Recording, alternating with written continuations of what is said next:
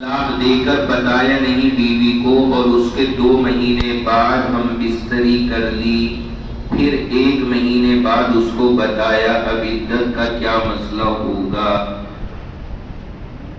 طلاق دی اور بتایا نہیں، اور 1-2 مہینے کے بعد اس سے ہم بستری کر لی۔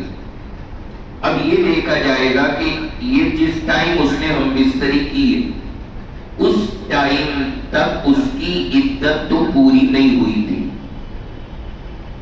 اگر عدت اس کی چل رہی تھی ابھی اور اس نے ہم بستری کر لی تو ٹھیک ہے، دونوں کا ساتھ رہنا صحیح ہو جائے گا۔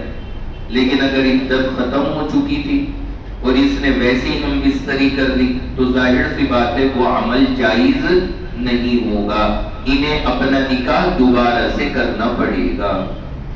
بھائی سمجھ میں آ گیا؟ یہی مسئلہ بھی آیا ہے، سمجھایا میں نے آپ کو کہ وہ 2 مہینے بعد اگر کرتا ہے، عورت کو بتانا ضروری نہیں، طلاق کا بھی نہیں پتہ لگا اسے اور ہم بستری بھی اس نے رجوع کے نیت سے کر لی، اس کا بھی نہیں بتایا تو طلاق بھی ہو گئی، عدت بھی چالو ہو گئی، ہم بستری سے دوبارہ نکاح میں بھی آ گئی، سب ہو گیا، اسے پتہ لگنا ضروری نہیں ہے۔ لیکن بہرحال یہ کنفرم ہونا ضروری ہے کہ عدت تو ختم نہیں ہوئی تھی، اگر عدت چل رہی تھی تو ٹھیک ہو جائے گا عمل، ورنہ غلط ہے۔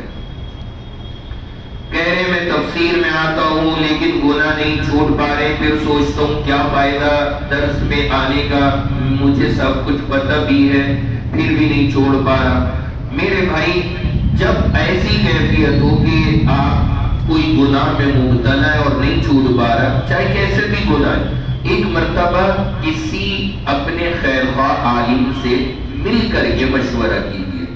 ہر چیز کا سولیوشن یہاں پر اس طرح سے نہیں دیا جاتا، آپ آئیے بیٹھیے اور پھر اپنی کیفیت بتائیے۔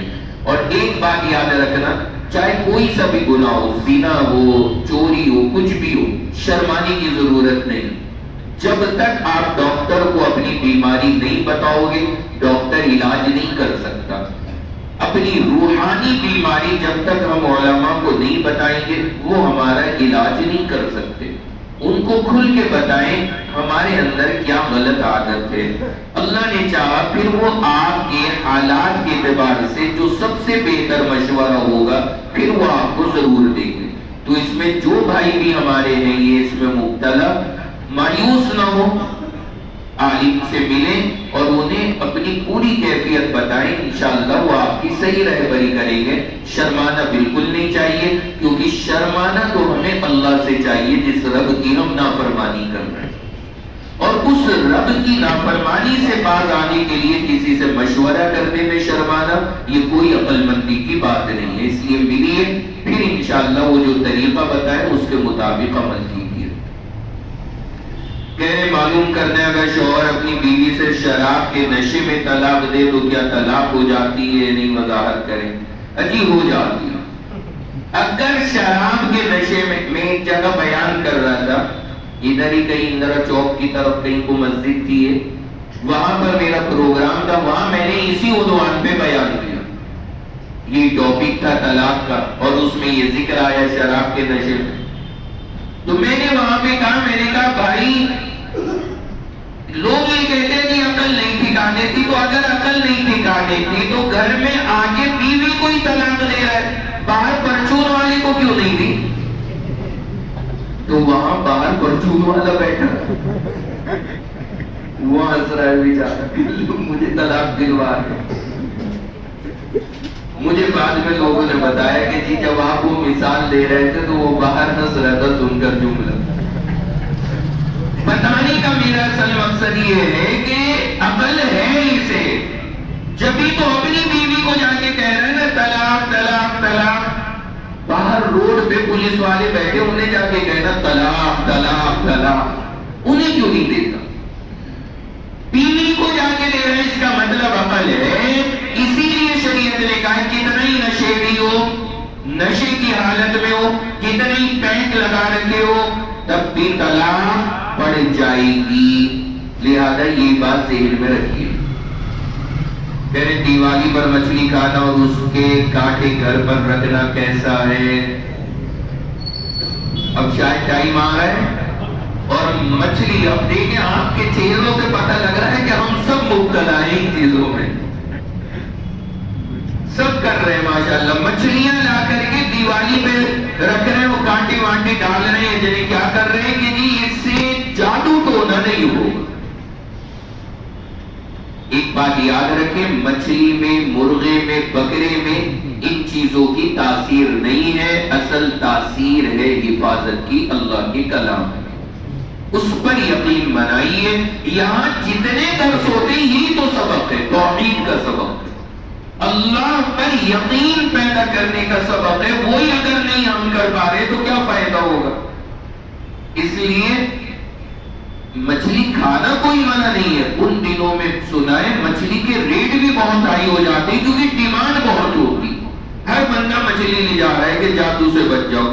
اللہ کے بندو آیت الکرسی پڑھو، ہمارے گھروں میں آج تک کبھی ہم نے زندگی میں نہیں دیکھا یہ مچھلی وچھلی کا مسئلہ، اللہ کا شکر ہے صرف آیت الکرسی کا مسئلہ دیکھا ہے اور اسی کا اہتمام کیا ہے۔ ہر دن صبح میں اپنے اوپر دم کرو، اپنے بچوں پہ دم کرو، اللہ نے چاہا دنیا کا بڑے سے بڑا جادو بھی کچھ نہیں بگاڑ سکتا، آیت الکرسی ہمارے لیے کافی ہے۔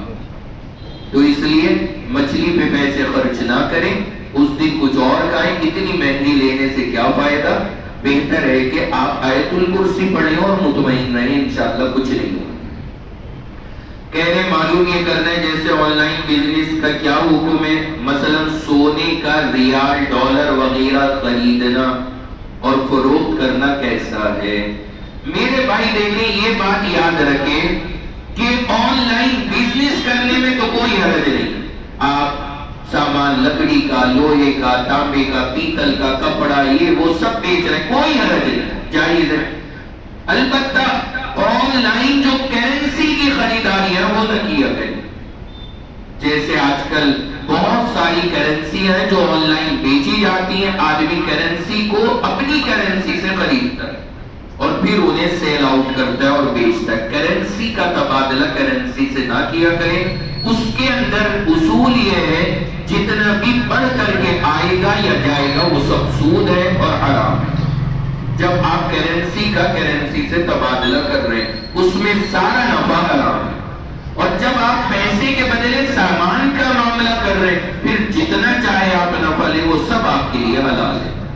تو پیسے کے بدلے سامانوں کی خرید و فروخت کیا کریں، پیسے سے پیسہ نہ خریدا کریں، وہ چاہے کسی ملک کی بھی کرنسی ہو، وہ عمل ہمارے لیے جائز نہیں ہوگا۔ دعا